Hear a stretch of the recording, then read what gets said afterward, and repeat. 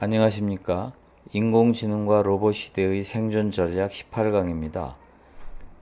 저는 고려대 윤성식 교수입니다. 지난 시간 즉 17강에서는 인공지능은 인간 정도의 가치관과 철학을 쉽게 가질 수 있다는 점을 살펴보았습니다. 이번 강의 즉 18강에서는 인간의 판단력은 인공지능보다 곧 뒤떨어지게 된다는 점을 설명하겠습니다. 아이에게 고양이와 개 사진을 보여주고 이게 고양이이고 이게 개다 라고 말하면 길에 나가 금방 고양이와 개를 식별합니다.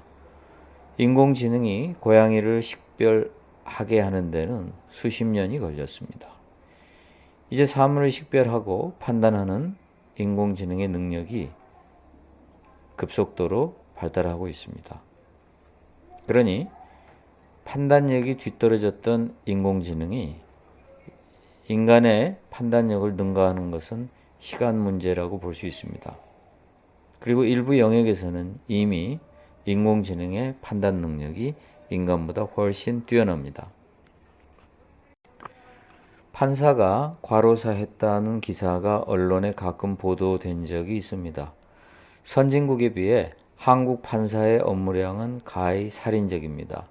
시사인 기사에 따르면 판사를 최소 50%에서 300%까지 중원해 서면 중심인 5분 재판을 경청과 토론이 가능한 30분 재판으로 바꿔달라는 요구에 대법원이 5년간 겨우 13% 증언하겠다고 밝혔다고 합니다. 13% 증언으로는 서면 위주인 5분 재판을 근본적으로 없앨 수 없습니다. 주말에 쉬지 못하는 판사가 한두 명이 아니고 대법원 판사 밑에서 일하는 연구관은 1년 365일 거의 쉬지 못한다고 합니다. 그런데도 대법원 판사의 정원을 늘리지 않고 상고법원 같은 대체 법원을 만들려고 하는 이유는 대법원의 숫자를 줄임으로써 대법원의 판사의 주가를 높이려고 하는 게 아니냐 하는 의심을 하기도 합니다.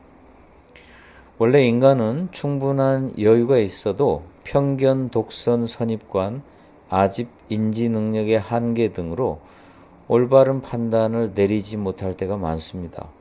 그런데 업무량이 많을 경우야 말해 무엇하겠습니까?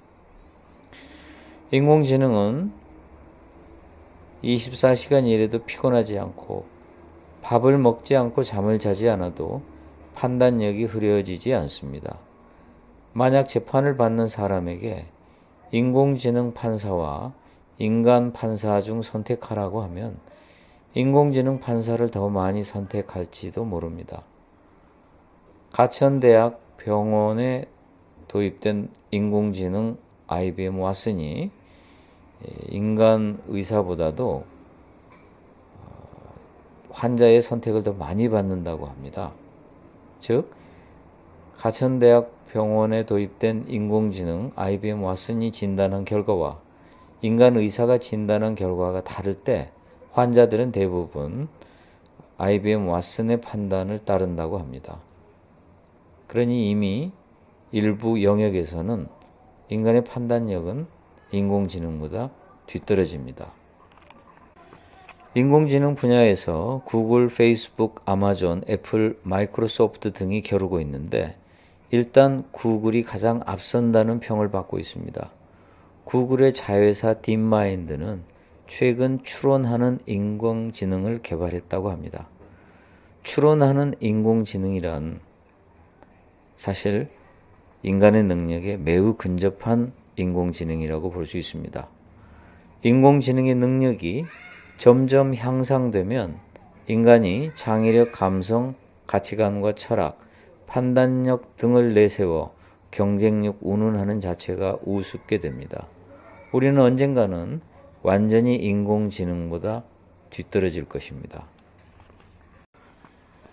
정말 똑똑한 인재가 돈 때문에 한심한 인간에게 꼼짝 못하고 질질 끌려다니는 모습을 보면서 인공지능과 인간의 관계에 대해서 생각했습니다. 만약 인간의 지능을 능가하는 인공지능을 인간이 완전히 통제한다면 인공지능이 발달해도 크게 걱정할 일은 아닙니다. 그러나 과연 인간이 인간보다 똑똑한 인공지능을 통제할 수 있을까요?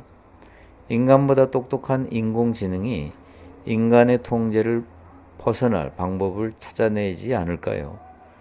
욕심 많은 한심한 인간을 유혹해 하수인으로 삼아 인간을 공격하는 인공지능이 나올 수도 있습니다. 알파고가 지나치게 냉정해 그와 바둑을 두는 게 고통이었다고 커제가 말했습니다. 냉정하다는 말은 허점이 전혀 없다는 말과도 같습니다. 세상을 있는 그대로 보려면 한쪽으로 치우치지 말고 냉정해야 합니다.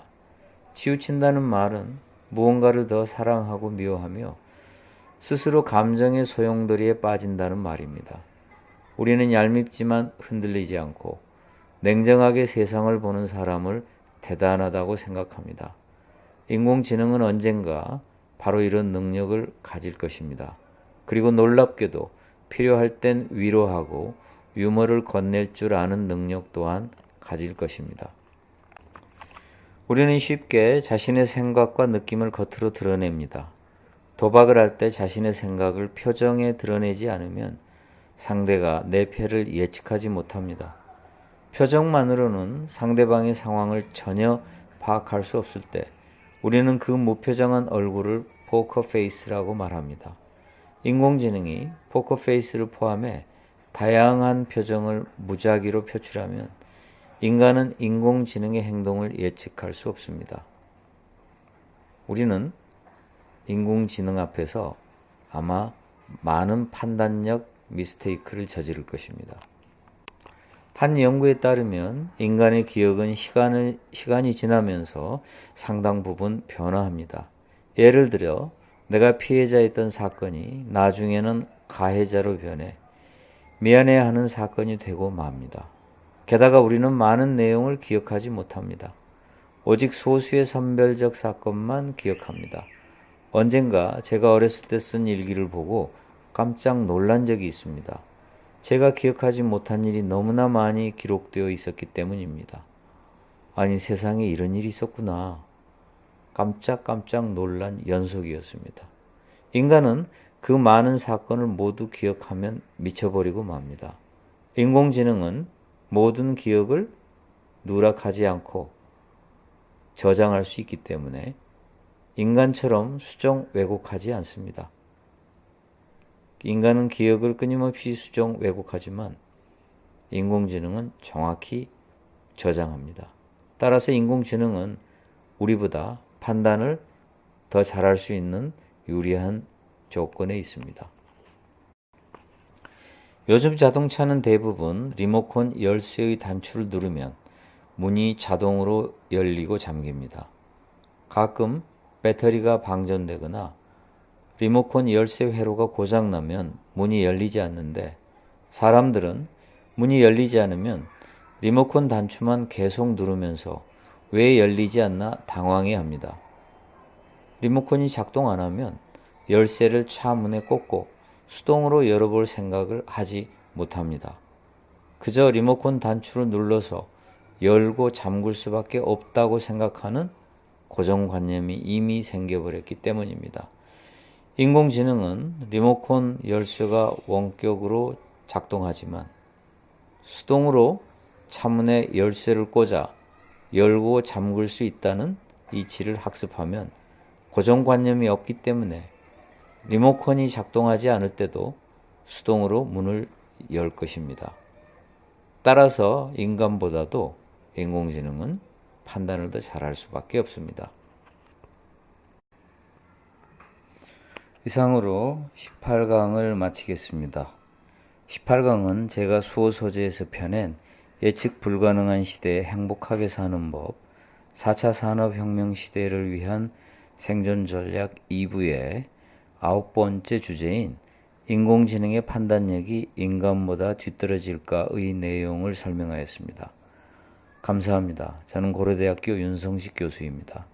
다음 시간에 또 뵙겠습니다.